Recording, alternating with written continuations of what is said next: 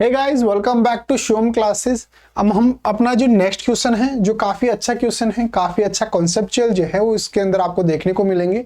तो थोड़ा सा पेशेंस रख के और चीजों को समझने की जो है वो कोशिश करना। नेक्स्ट क्वेश्चन जो मेरे को डिस्कस करना है, which of the following property of A proton can change while it moves freely in a magnetic field. जब किसी भी एक मैग्नेटिक फील्ड के अंदर अगर आप प्रोटॉन को छोड़ देते हैं, बिल्कुल फ्री छोड़ देते हैं, उसके अंदर एक्सटर्नल किसी तरीके कोई फोर्स नहीं अप्लाई करते हैं, तो उस केस के अंदर जो है वो कौन सी चीज जो है वो क्या होगी, चेंज होगी। अब इसके अंदर ध्यान देने वाली बात यह है कि there may be more than one correct answer. अब ऐसा क्यों लिखा है? क्योंकि इस ऑप्शन के अंदर जो है आपको एक से ज्यादा आंसर जो है वो देखने को मिलेंगे। अब कैसे, वो देखिए। तो सबसे पहले तो हम डिस्कस करते हैं कि एक मैग्नेटिक फील्ड के अंदर, एक मैग्नेटिक फील्ड के अंदर जब एक प्रोटॉन को फ्री छोड़ा जाता है तो वो किस तरीके से जो है अपनी कौन कौन सी प्रॉपर्टीज को जो है वो चेंज करेगा, या फिर उसके अंदर किसी तरीके कोई चेंज नहीं होगा। तो हमारे को सबसे पहले तो, अगर जैसे मान लो ये मैग्नेटिक फील्ड है, ये इस तरीके से इस डायरेक्शन के अंदर क्या है, ये मेरे पास मैग्नेटिक फील्ड है, ठीक है। अगर प्रोटॉन जो है, जैसे मान लो ये प्रोटॉन है, एक की मान लेते हैं, ये मेरे पास प्रोटॉन है, ये मेरे पास क्या है, प्रोटॉन। अगर ये प्रोटॉन इस डायरेक्शन के अंदर जा रहा है, जिस डायरेक्शन के अंदर मैग्नेटिक फील्ड है उसी डायरेक्शन के अंदर अगर प्रोटॉन जा रहा है, तो इसकी वेलोसिटी जो है वो चेंज नहीं होगी और ना इसका मास चेंज होगा। तो ना तो इसका मास चेंज होगा और ना इसके अंदर जो वेलोसिटी है वो चेंज होगी। क्यों? क्योंकि इसके अंदर मैग्नेटिक फील्ड जो है, अब इसके अंदर कोई जो है वो फोर्स नहीं लगाएगा। जिस डायरेक्शन के अंदर ये जा रहा है उसी डायरेक्शन के अंदर क्या हो रहा है, जो हमारा प्रोटॉन है वो मूव कर रहा है। ये तो हो गई कंडीशन नंबर 1। अब कंडीशन नंबर 2 के अंदर, ये इसी को मैं मान रहा हूं, ये मेरे पास क्या है, ये प्रोटॉन है। अब ये जो है वो इसके परपेंडिकुलर जो है वो मूव कर रहा है, इसकी परपेंडिकुलर जो है वो मूव कर रहा है। अब जब परपेंडिकुलर मूव कर रहा है तो यहां पर इसका मास तो चेंज नहीं होगा। देखो, मास तो किसी भी कंडीशन के अंदर चेंज नहीं होता है। प्रोटॉन अगर मैग्नेटिक फील्ड के अंदर मूव कर रहा है तो चाहे वो कैसे भी कर रहा हो, उसका मास जो है वो चेंज नहीं होगा। लेकिन इस कंडीशन के अंदर उसकी वेलोसिटी जो होती है वो क्या हो जाएगी, वो चेंज हो जाएगी। वो क्या हो जाएगी, वो चेंज हो जाएगी। क्यों हो जाएगी? क्योंकि ये इसके परपेंडिकुलर, जैसे मान लो मैग्नेटिक फील्ड अगर इस तरफ जा रहा है तो ये इस तरीके से मूव कर रहा है, तो मैग्नेटिक फील्ड भी तो इस पर कुछ ना कुछ फोर्स अप्लाई करेगा।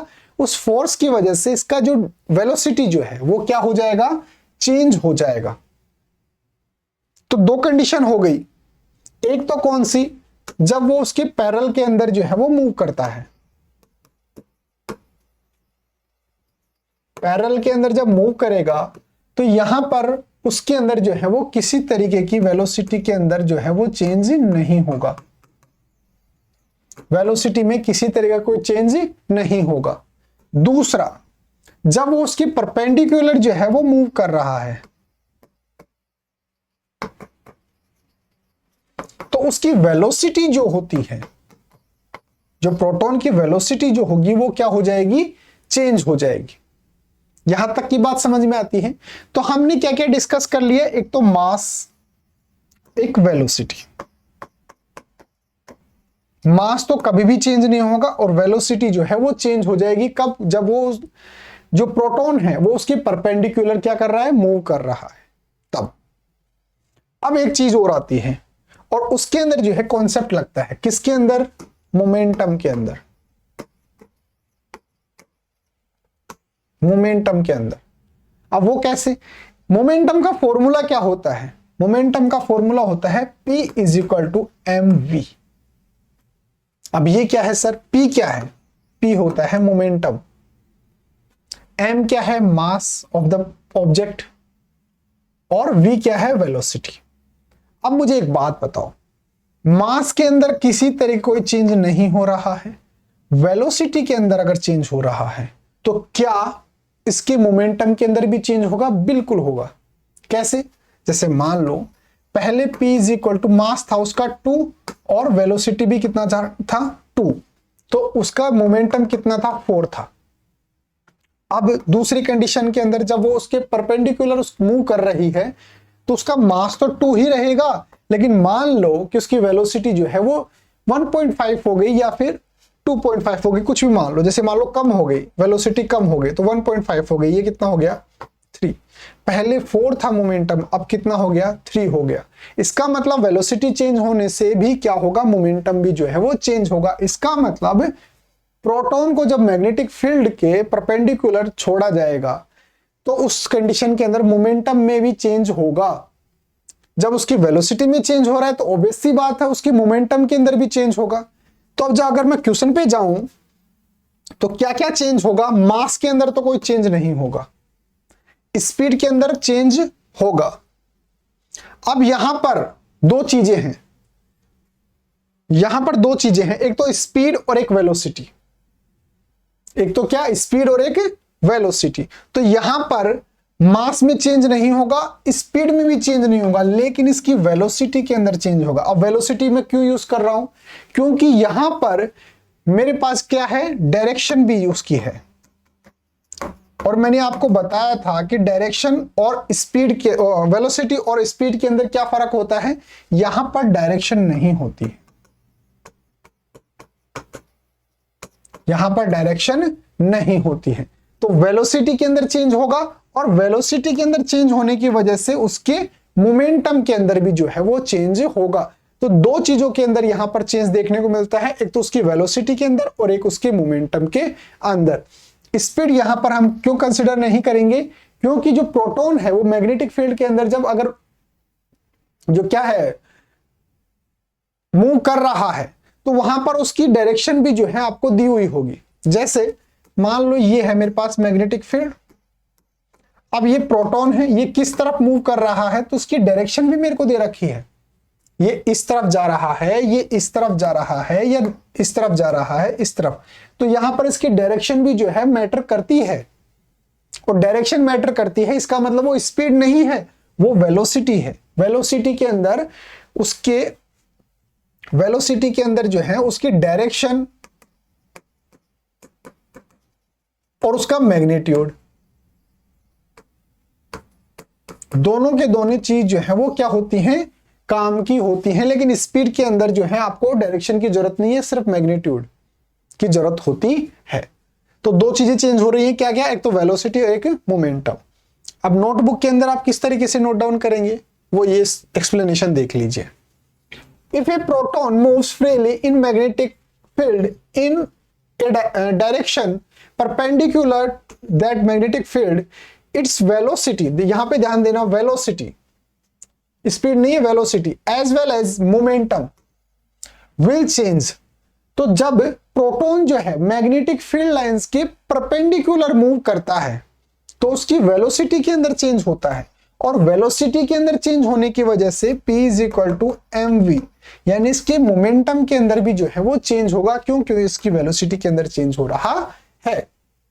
बट मास एंड स्पीड, देखो स्पीड और मास जो है वो क्या होते हैं, अनचेंज्ड रहते हैं। However if proton is moving along the direction of magnetic field, अगर प्रोटॉन जो है वो मैग्नेटिक फील्ड के अलोंग जो है वो क्या कर रहा है, मूव कर रहा है, then there is no change even in velocity और मोमेंटम। तो यहां पर उसकी वेलोसिटी के अंदर कोई चेंज नहीं होता है, तो वेलोसिटी में कोई चेंज नहीं हो रहा है, तो इसका मतलब उसके मोमेंटम के अंदर भी किसी तरह कोई चेंज जो है आपको देखने को नहीं मिलेगा। तो आप समझ गए होंगे।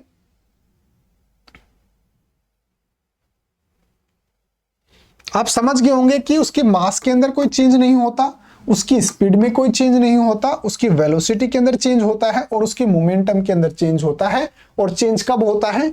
जब प्रोटॉन जो है वो इस मैग्नेटिक फील्ड, जैसे मान लो ये मैग्नेटिक फील्ड है, उसके परपेंडिकुलर मूव कर रहा है, तो यहां पर उसकी वेलोसिटी के अंदर चेंज होगा और उसकी वजह से P is equal to m v, तो V चेंज हो रहा है तो मोमेंटम जो है वो भी चेंज होगा। और अगर इसके अलोंग यानी कि प्रोटॉन भी इसी डायरेक्शन के अंदर मूव कर रहा है, तो उस कंडीशन के अंदर जो है वो वेलोसिटी या मोमेंटम कुछ भी चेंज नहीं होता है। तो हमारे को ये कंडीशन नहीं दे रखा है कि भाई उसके अलोंग मूव कर रहा है या उसके परपेंडिकुलर, हमारे को ये पूछ रहा है कि भाई चेंज हो सकता है या नहीं हो सकता, कौन कौन सी चीजों के अंदर चेंज हो सकता है। तो उसकी मोमेंटम और उसकी वेलोसिटी के अंदर जो है वो चेंज हो सकता है, बाकी मास और स्पीड के अंदर कोई चेंज नहीं हो सकता है। उम्मीद है आपको समझ में आया होगा।